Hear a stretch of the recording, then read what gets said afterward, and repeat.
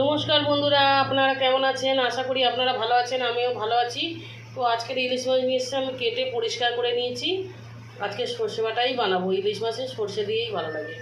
তো আমি সর্ষে দিয়েই বানাবো মাছটা। বন্ধুরা আপনারা দেখুন। বন্ধুরা আমি আজকে ইলিশ মাছের সর্ষে বাটাটা অন্যরকম করে করব।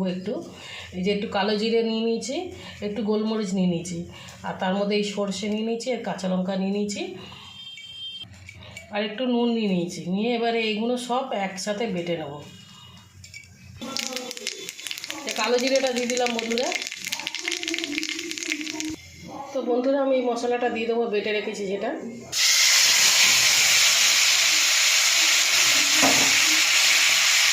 এই কাঁচা লঙ্কাগুলোও দিয়ে দেবো। তো বন্ধুরা আমি এর মধ্যে গুঁড়ো লঙ্কা দেবো না, কাঁচা লঙ্কা বাটা দিয়েছি, কাঁচা লঙ্কা দিয়েছি, এটা হলুদ গুঁড়ো দিয়ে দেবো।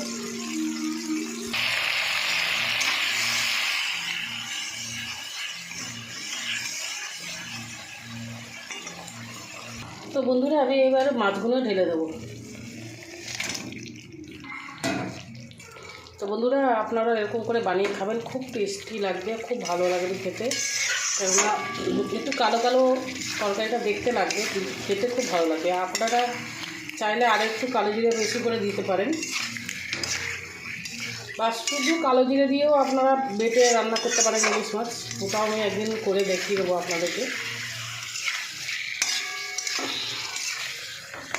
খুব ভালো লাগবে।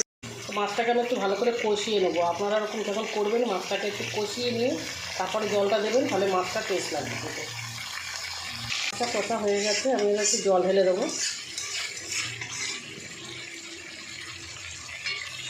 আপনারা এরকম মশলাটা, সর্ষে বাটা এরকম মশলাটা দিয়ে একটু কষে নেবেন, মাছটা খেতে ভালো লাগবে আপনাদের।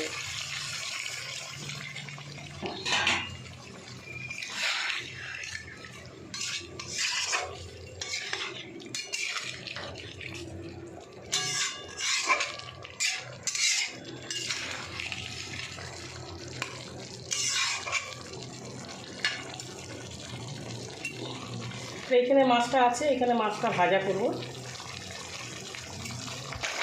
তো বন্ধুরা আমার ইলিশ মাছ হয়ে গেছে রান্না, আমি এবার নামিয়ে নেব।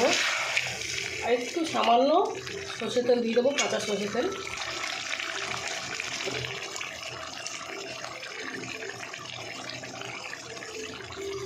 একটু কাঁচা সর্ষের তেল আমি দিয়ে দিলাম, আর একটু ফুটবে, আর 1-2 মিনিট মতো ফুটবে, আমি নামিয়ে নেবো।